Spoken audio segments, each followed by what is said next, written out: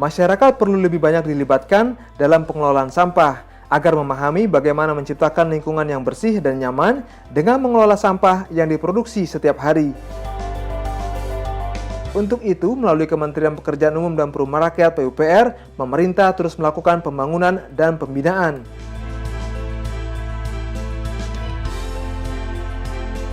Salah satunya adalah merehabilitasi tempat pemrosesan akhir TPA Rawakucing di Kecamatan Neglasari, Kota Tangerang, Provinsi Banten.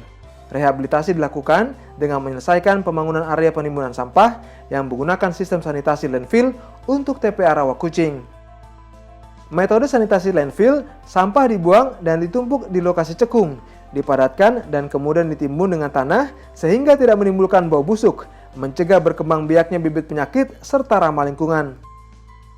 Selain itu juga telah didesain untuk dapat digunakan sebagai sumber energi melalui pengembangan pembangkit listrik tenaga sampah atau PLTSA.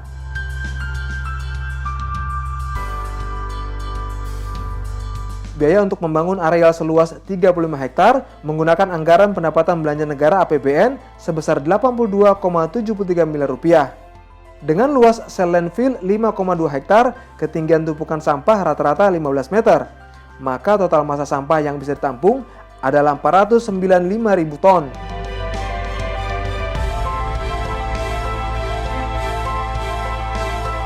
Bila estimasi sampah yang masuk 9 hingga 1.000 ton per hari, maka TPA ini akan penuh dalam waktu 410 hari atau 1 hingga 2 tahun. Namun jika PLTSA dilaksanakan, hanya residu atau sekitar 10% massa sampah yang masuk ke TPA. Maka umur TPA sampah akan mencapai 10 kali lipatnya atau lebih dari 10 tahun. Untuk mengurangi bau dan dampak pencemaran, TPA yang menerima sampah rumah tangga dari 13 kecamatan di Kota Tangerang menggunakan cover oil dan unit pengelolaan lindi atau UPL, sehingga dapat mengolah air busuk dari sampah agar tidak mencemari tanah.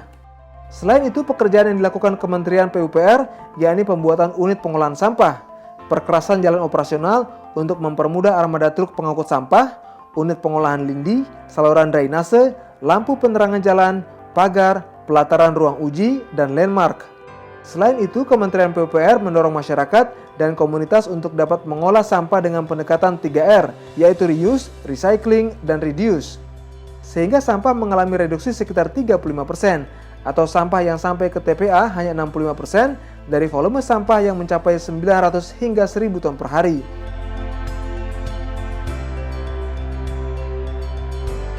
Maka dibangunlah unit pengelolaan sampah menjadi kompos yang dilakukan masyarakat sekitar. BCS itu Bank Sentral Sampah yang dibuat oleh dulu DKP, Dinas Kebersihan dan Pertamanan, sekarang udah jadi DLA. Kita ditempatkan di sini sudah 8 tahun ya. Jadi kerja kita di sini kita memilah, kita membeli sampah dari pemulung, terus kita pilah.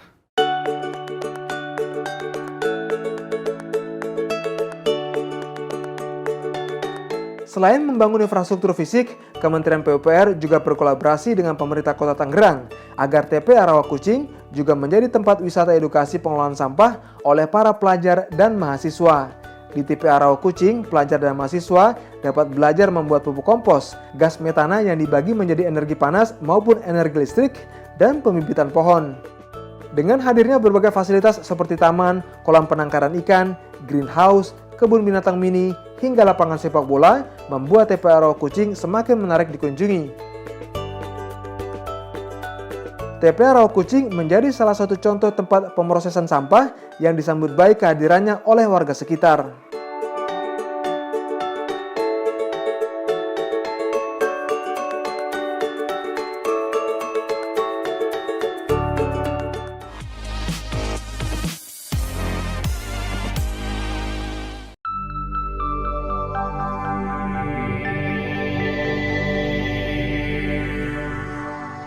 Aku ke sekolah muternya jauh banget.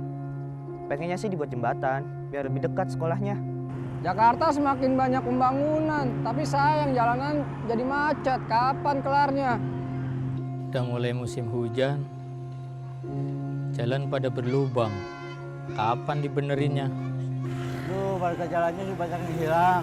Daripada yang rusak nih, harusnya diperbaiki dong nih untuk sepeda kan supaya aman kita nih.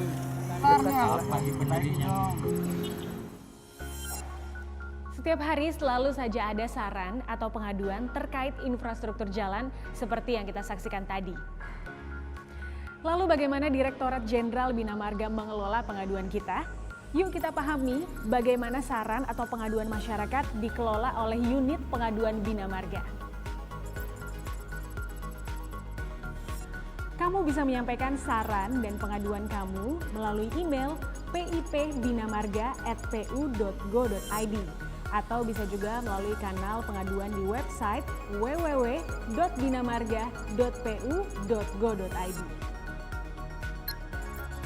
Kamu buka beranda pada website Bina Marga, lalu kamu akan menemukan menu saran dan pengaduan pada bagian kanan atas halaman tersebut. Terus tinggal klik deh. Kamu harus mendaftar terlebih dahulu sebelum akhirnya bisa melakukan login. Setelah mendapatkan konfirmasi melalui email, silahkan login. Kemudian kamu akan diarahkan untuk mengisi biodata.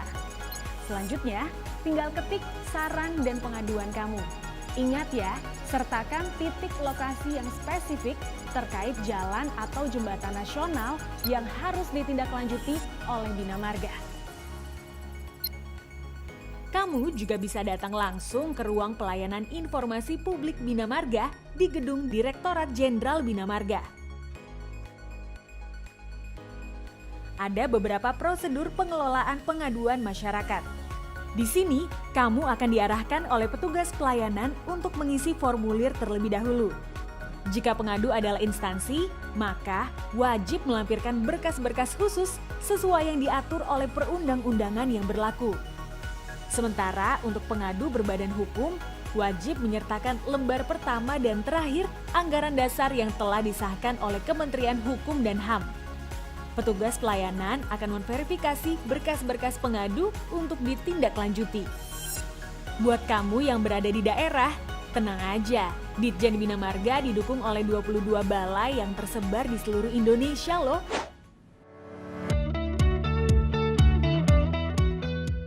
Setelah itu, aduan kamu akan ditindaklanjuti oleh unit kerja terkait di Direktorat Jenderal Bina Marga.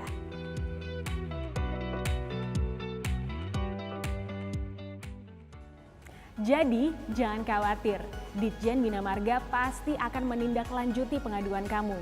Karena saran dan pengaduan kamu sangat berarti bagi Bina Marga, agar kinerja kami menjadi lebih baik. Jangan lupa untuk follow media sosial Bina Marga untuk mendapatkan informasi paling update seputar jalan nasional, jalan tol, dan jembatan nasional. Yuk sama-sama berkontribusi untuk membangun infrastruktur Indonesia yang lebih baik.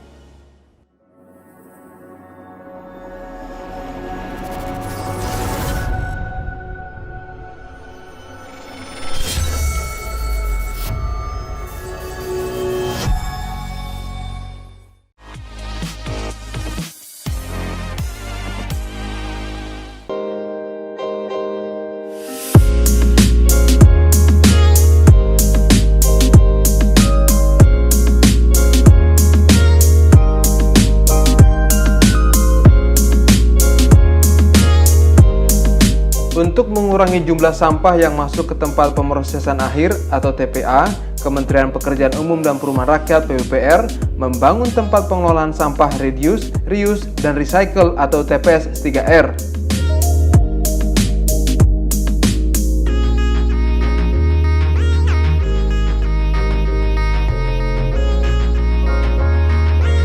TPS 3R menjadi tempat pemilihan dan pemilahan sampah yang dapat digunakan kembali menjadi barang-barang yang memiliki nilai ekonomis.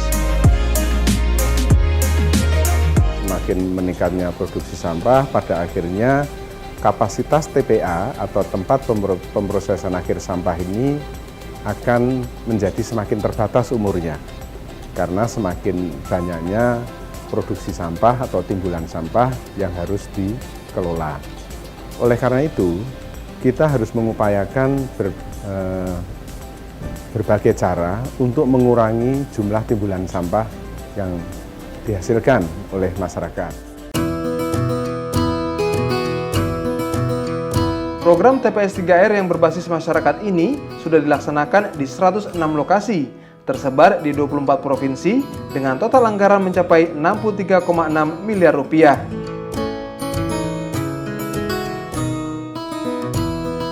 Total penerima manfaat program TPS 3R sebanyak 1.590 orang. Program ini dikerjakan selama 75 hari dan berpotensi menyerap tenaga kerja sebanyak 4.165 orang dalam kurun waktu 2015 hingga 2018.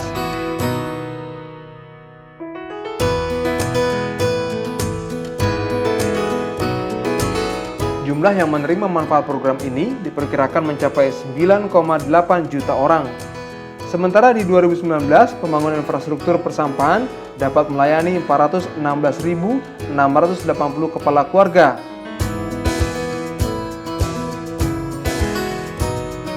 Dengan demikian, total penanganan dari tahun 2015 hingga 2019 mencapai 10,2 juta kepala keluarga. Pembangunan TPS 3R menjadi bagian dari peran Kementerian PUPR dalam pengolahan sampah di Indonesia, di antaranya melalui pembangunan TPA. Sampah skala regional hingga pengurangan sampah dengan memberdayakan masyarakat melalui program Padat Karya Tunai.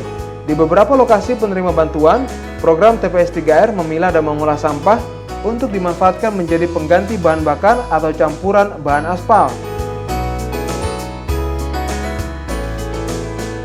Pengolahan sampah pun beragam. Untuk sampah organik berupa ranting dan dedaunan misalnya, diolah menjadi bahan bakar berbentuk pelet atau briket. Sedangkan sampah non-organik berupa kantong plastik dicacah untuk menjadi bahan campuran aspal plastik. Masyarakat juga dapat berinovasi dengan membuat kompos.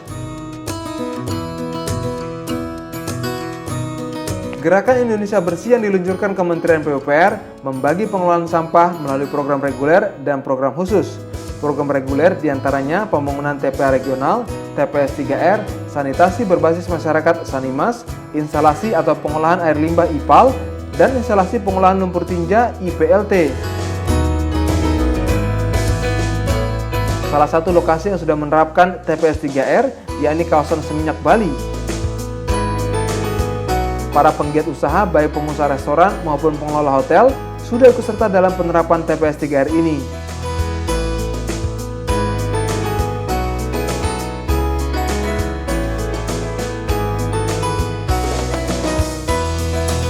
Adanya program 3R di KSM ini, pertama kita mengurangi sumber sampah dari sumbernya, di mana kita libatkan masyarakat, khususnya warga di sini, baik itu pengusaha hotel, restoran, villa, itu mengurangi sumber dari sumber sampah, yaitu dengan cara mereka memilah di rumah tangga, contoh nih. Mereka memilah di rumah tangga dan dari hasil pilahan itu kita yang membeli. Pengelolaan pelayanan sampah kawasan merupakan tanggung jawab bersama, yakni warga masyarakat dengan pengelola lingkungan seperti kelurahan, desa, LPM, RW, pengelola komplek perumahan, pengelola pasar, pengelola pertokoan, perbelanjaan, mal, pengelola kawasan industri, pengelolaan komplek pariwisata, forum masyarakat, dan sebagainya. Dalam pelaksanaannya, pengolahan sampah 3R skala kawasan merupakan kegiatan yang terdiri dari pengumpulan, pemindahan, pengangkutan, dan pengolahan pemanfaatan sampah. Prinsip 3R dalam pengolahan sampah erat kaitannya dengan prinsip pembangunan berkelanjutan atau sustainable development, khususnya dalam pelaksanaan penghematan sumber daya atau resource efisien dan penghematan energi efisiensi. TPS 3R diharapkan berperan dalam menjamin kebutuhan lahan yang semakin kritis untuk penyediaan TPA di perkotaan. Hal ini sejalan dengan kebijakan nasional untuk meletakkan TPA sampah pada hierarki terbawah, sehingga meminimalisasi residu dalam TPS sampah.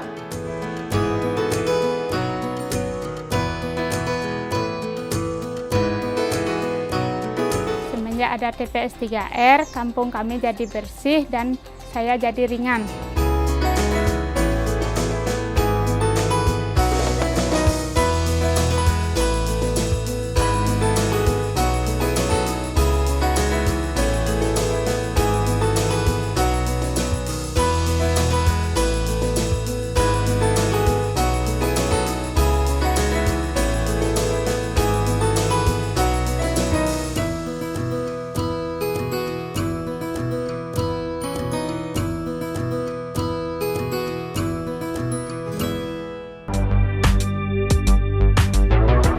Baru dengar saya, Mbak. Belum. Kalau kayak gitu membahayakan itu nggak sih? Pernah dengar, tahu. Kalau misalkan kena api sedikit bisa kebakar gitu. Baru tahu sih, cuman nggak begitu familiar sama itu sebenarnya.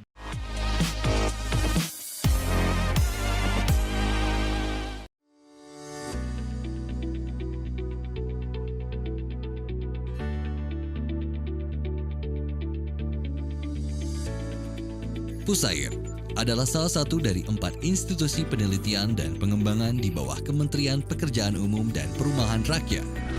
Kampus Pusat Pusair terletak di Jalan Insinyur Haji Juanda nomor 139 Bandung, Indonesia. Kampus Pusat Pusair terdiri dari 4 bangunan dengan fungsi yang berbeda. Bangunan utama berfungsi melaksanakan pengelolaan yang terbagi menjadi 4 tata bidang. Selain bangunan utama, terdapat 3 balai penunjang dengan laboratorium khusus yang terdiri dari Balai Hidrologi dan Tata Air,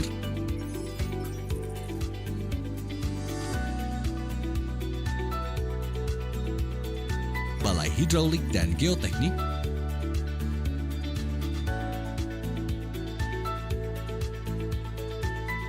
serta Balai Lingkungan Keairan.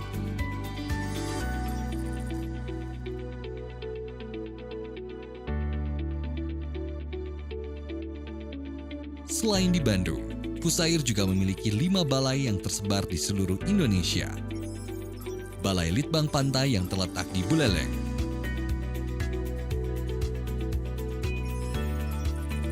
Balai Litbang Rawa yang terletak di Banjarmasin, Balai Litbang Sungai yang terletak di Surakarta,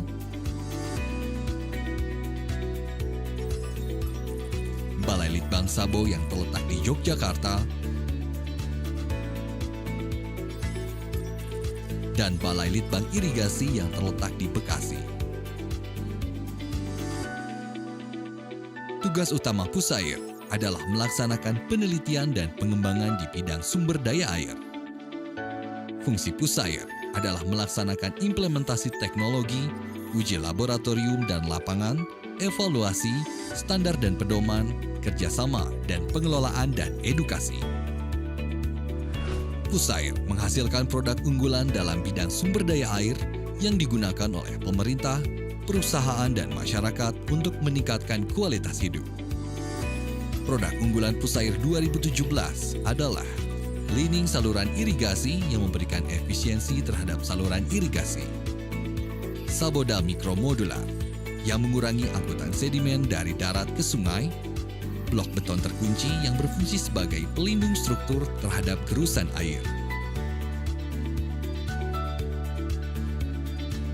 Pusair selalu berdedikasi sebagai pionir pembangunan sumber daya air untuk kesejahteraan bangsa Indonesia yang bersinergi dengan agenda prioritas Nawacita.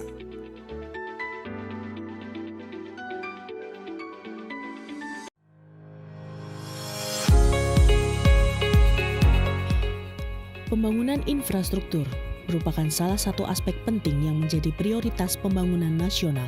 Kementerian Pekerjaan Umum dan Perumahan Rakyat sebagai tulang punggung dalam pembangunan infrastruktur tentu perlu didukung sumber daya manusia yang mampu menghadapi tantangan global dan revolusi industri 4.0. Melalui peran pengembangan badan sumber daya manusia, Kementerian Pekerjaan Umum dan Perumahan Rakyat terus mengembangkan dan mencetak SDM berkompeten.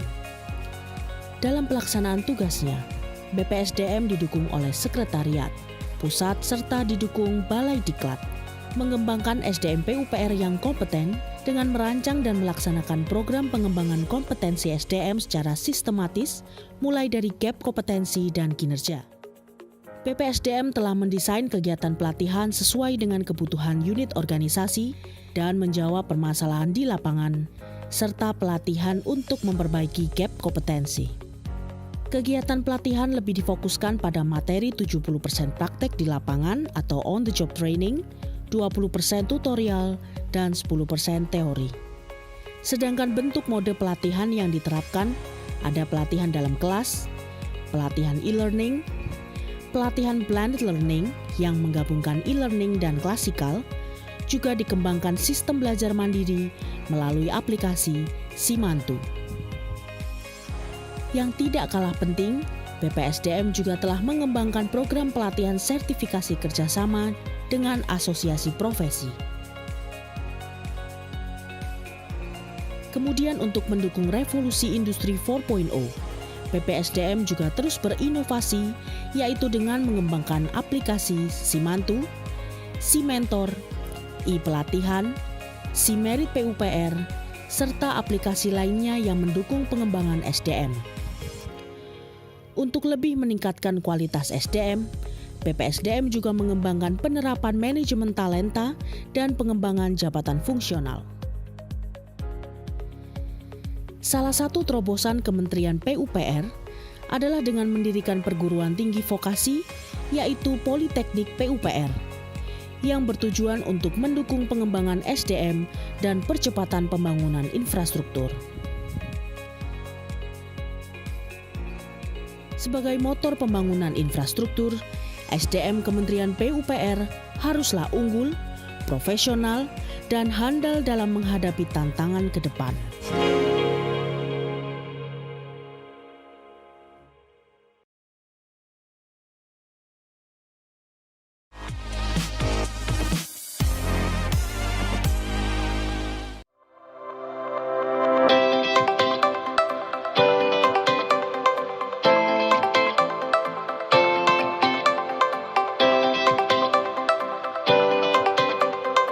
Permasalahan sampah di tanah air memang kian mengkhawatirkan. Diketahui tahun 2019, jumlah sampah plastik mencapai 9,52 ton. Untuk itu pemerintah harus terus melahirkan program-program yang akan menjadi solusi menyeluruh. Salah satunya inovasi dari sampah, yakni aspal plastik. Baru dengar saya, Mbak. Belum. Kalau kayak gitu membahayakan itu nggak sih? Pernah dengar, tahu. Kalau misalkan kena api sedikit bisa kebakar gitu. Baru tahu sih, cuman nggak begitu familiar sama itu sebenarnya. Ternyata masyarakat umum belum banyak yang mengenal aspal plastik. Apa itu aspal plastik dan daerah mana saja yang sudah menggunakannya? Penelitian aspal plastik telah berlangsung dari tahun 2008 oleh Balitbang PUPR dan atas inisiasi Kementerian Koordinator Bidang Kemaritiman. Penelitian ini dilanjutkan kembali pada awal tahun 2017. Aspal plastik sudah diuji coba pada sejumlah proyek jalan nasional di beberapa wilayah Indonesia. Di antaranya adalah ruas Jalan Raya Gempol Bangil di Pasuruan, Jawa Timur, ruas Jalan Sipinur Bakara di Sumatera Utara sepanjang 3 km, lebaran Jalan Lawean Sukapura di Jawa Timur sepanjang 1,3 km. 3 ruas lain adalah di Sulawesi Selatan, yakni pekerjaan konstruksi jalan akses Bandara Pongtiku Toraja sepanjang 3,5 km.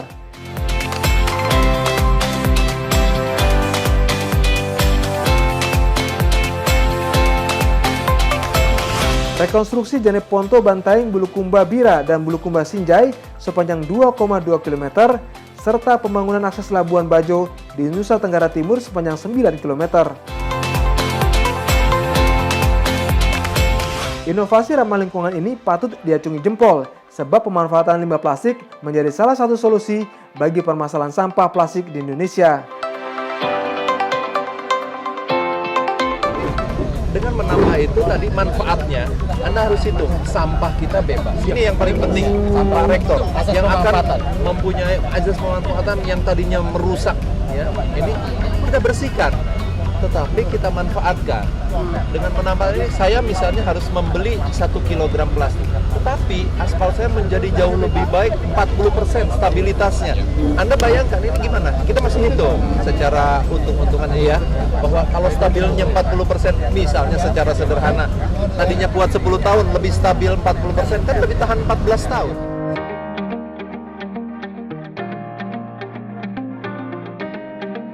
Bahan yang umum digunakan untuk campuran aspal adalah bahan polimer.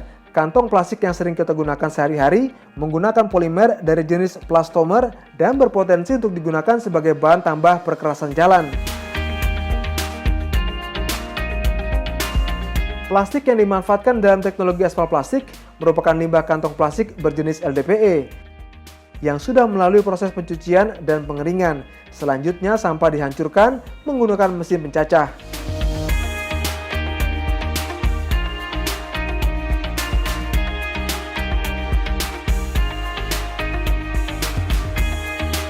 Cacahan limbah plastik harus kering dan terbebas dari bahan organik dengan ukuran maksimal 9,5 mm. Kemudian dimasukkan ke dalam aspal mixing plant atau unit produksi campuran beraspal.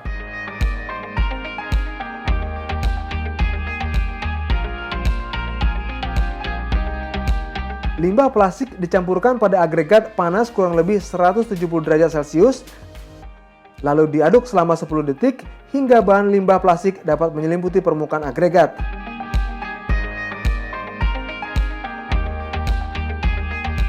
Setelah itu dilakukan pengadukan basah dengan menambahkan sejumlah aspal panas 160 derajat Celcius selama 35 detik. Kemudian aspal plastik siap didistribusikan. Selain memanfaatkan dan memberi nilai tambah pada limbah plastik, campuran plastik pada aspal menghasilkan aspal yang lebih lengket. Ini berarti stabilitas dan ketahanan aspalnya jauh lebih baik dari aspal biasa. Aspal plastik juga memiliki sifat tahan terhadap deformasi.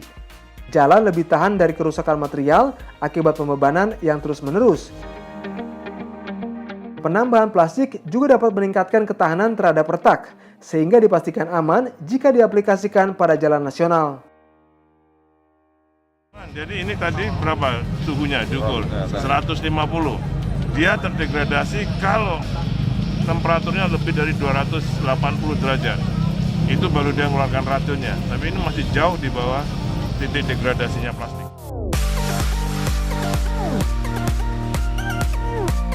Pemanfaatan aspal plastik sangat besar pengaruhnya untuk mereduksi sampah plastik. Jika penggunaan limbah plastik sekitar 6% dari kadar aspal dan 50% probabilitas konstruksi yang menggunakan teknologi jalan limbah plastik, maka potensi penggunaan limbah plastik untuk konstruksi jalan adalah 0,45 juta ton per tahun. Pengembangan aspal plastik menjadi wujud kepedulian Kementerian PUPR terhadap lingkungan.